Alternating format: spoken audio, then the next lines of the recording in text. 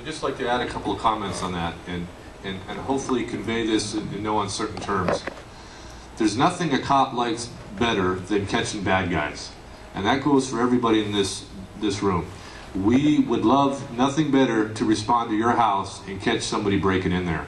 The issue is, as the captain was explaining, when you're making these reports and what you're describing to the communications operators on the other side, there's a vetting process in terms of how those calls are triaged. So part of it is being able to articulate specifics about what's happening, what's occurring, what you know about what's been happening in your neighborhood.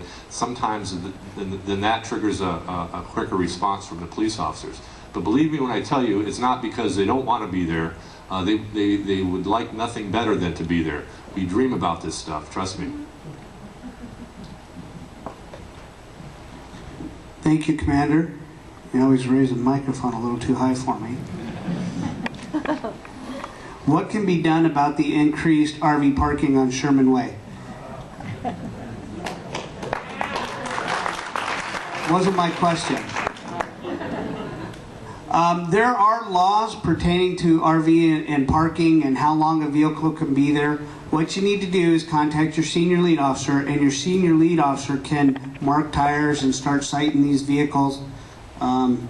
It's tough. It's a tough one to police, because if they know the law and they're moving their vehicle around, it makes it tough for us to police that. But your senior leads can certainly have an effect on that. So give them a call and they'll help you out with that.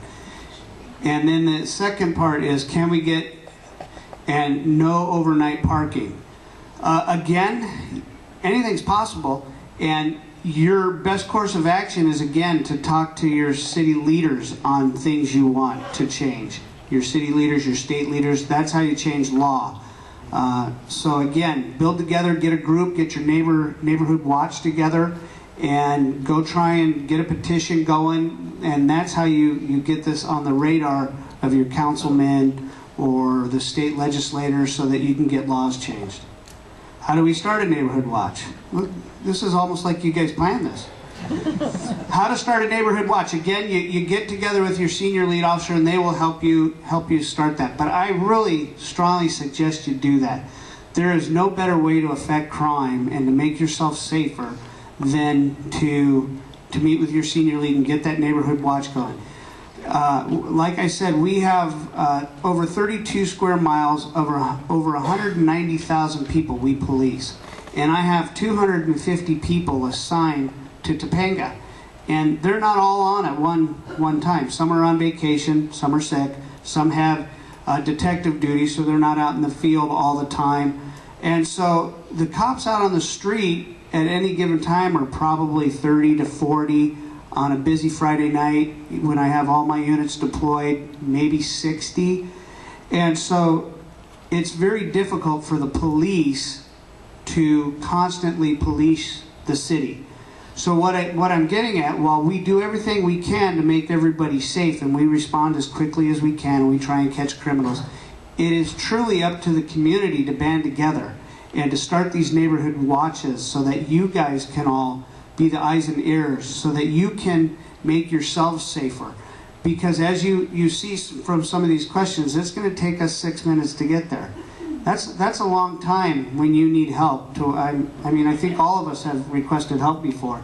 And to wait 6 minutes for somebody to get there, that's a long time to wait. So you really, truly, and I'm not suggesting you start vigilante groups, but you guys can certainly help each other, and you can help us by, when these things happen, to call your neighbor, to get a better description for us if they're on their way out of the neighborhood. So I strongly encourage you to start a neighborhood watch. Any questions on that? Yes, I have a question. Yes. Is it a crime for those people to be living in their motorhomes that are parked on Sherman Way? Is that a crime? No. It's not a crime. No. It is a crime for them to park their vehicles over 72 hours. So, but what I'm saying is it against the law? Are they breaking a law that you guys would respond to if they're living, literally living, with the satellite dish at and urinating outside of their motorhome and not moving, for weeks after abandoned vehicle being called, LAPD being called, etc. It's a great question. The reason I asked to step up here is because prior to September of this year, for the 4 years prior, I was the area commanding officer for Pacific Division. And for those of you that don't know, that encompasses Venice and Venice Beach area, which I dealt with this issue quite significantly. And it is, as Joe mentioned, a very touchy subject. And here's some of the dynamics in terms of what we run into with it. I endured a federal lawsuit as it went to some of the homeless advocates suing us because of the enforcement actions that we took. We prevailed in that lawsuit largely because we were doing a lot of things well, first of all, we were doing the things right, but we also had a pretty robust outreach effort for the homeless population. But the specifics of it is this: it's against the law to lodge in a vehicle. And it's not against the law to sleep in a vehicle, and they're very different. And we could go on and on and on in terms of what constitutes lodging. But I can tell you this, from the cases that we dealt with and the cases that are ultimately filed on by the city attorney's office and the cases that are prosecuted by the city attorney's office, they need a tremendous amount of information to do that. There's more work sometimes that goes into those seemingly simple arrests and reports than many of our other more serious crimes. It requires significant documentation, photos of like pots and pans, bottles of urine, that kind of stuff to substantiate the lodging piece of it. Understand, and I don't want to speak for the city attorney's office, but their policy about as far as taking cases forward for prosecution has to do with they have to have a very strong belief that they're going to win in front of a jury. And so even with some of the cases that we had that were like slam dunk cases, and somebody walks into court, and I don't mean to get too graphic, but has a colostomy bag attached or something like that, you know, we've lost cases like that even when the person has admitted to lodging in their vehicle. So there's a lot of dynamics to it, and it's a tough one, but it's labor intensive for us to if we go down that path in terms of enforcing those types of laws or attempting to enforce those types of laws. So it's not saying that we can't do it. It just a lot goes into preparing a case like that and then ultimately bringing it forward. The other thing is Lieutenant Harrelson talked about the dynamic that we have going with the Assembly Bill 109.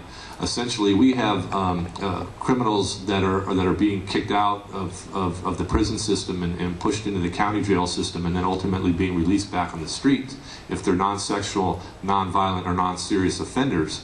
So even with somebody that are breaking into your houses and breaking into your cars, they're back on the streets within a couple of days.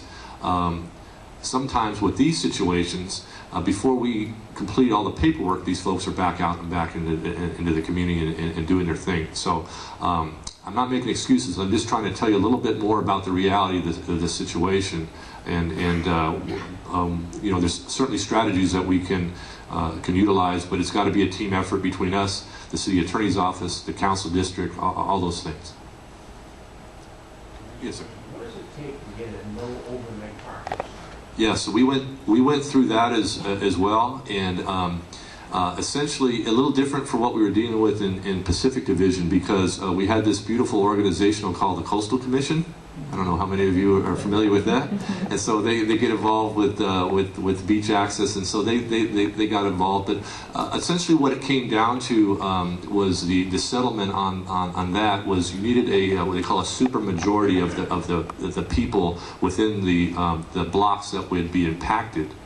And okay, and then but you have to work with your council office to do that. But there's some people that are against it because there's fees that are involved, and you have to have, you know, parking passes, and there's a whole lot to that. I also know because I was down there, Loyola Marymount University is having some parking issues around there, so some of the community there is looking at the same thing. So it's possible. It can be done if in fact that's what the community wants.